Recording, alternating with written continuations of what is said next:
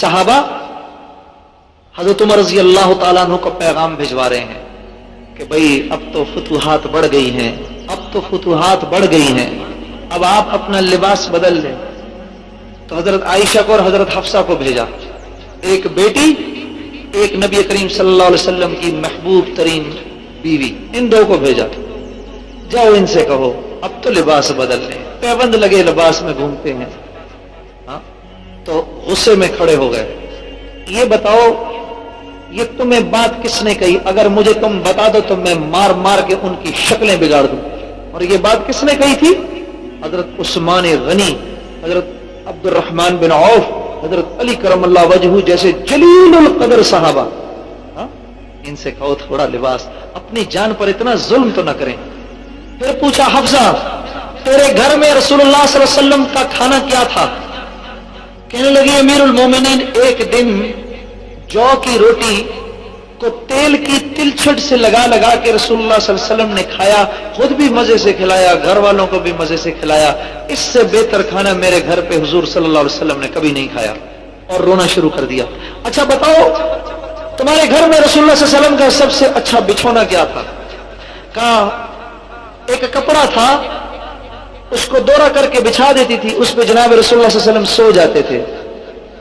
ایک دن اس کو چورا کر دیا، سوئے تو صبح فجر کے وقت فرمانے لگے اے حفصہ تو نے آج اس کپڑے کے ساتھ کیا کیا؟ کہا جی کچھ بھی نہیں، دورہ تھا اس کو چورا کر دیا۔ کہا نہیں اس کو دورہ کر دے، مجھے صبح اٹھنے میں بڑی تکلیف ہوئی۔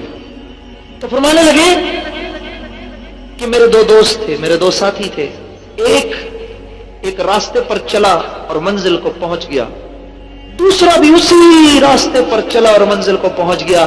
اگر میں اس راستے پر نہ چلا تو اپنے ساتھیوں سے نہ مل سکوں گا، مجھے بھی اسی راستے پر چلنا ہے۔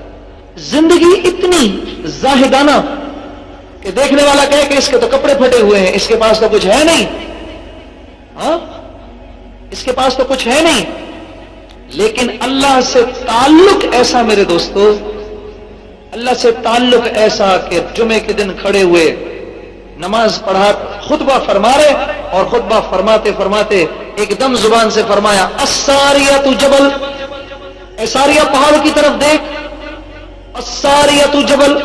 صحابہ بیچ میں خطبہ سن رہے کہ یہ حضرت ساریہ کا نام کیوں لے رہے ہیں؟ وہ تو مسلمانوں کے سپہ سالار ہیں، دشمنوں سے لڑنے گئے ہیں، یہاں ساریہ کا نام کیوں لے رہے ہیں؟ بعد میں حضرت ساریہ رضی اللہ تعالی عنہ نے بتایا ہم دشمن کے ساتھ لشکر نبرد آزما تھے، میں نے پوری کی پوری فوج پہاڑ کے پیچھے چھپا دی، اور اتنی میں مجھے امیر المومنین کی آواز آئی الساریۃ جبل۔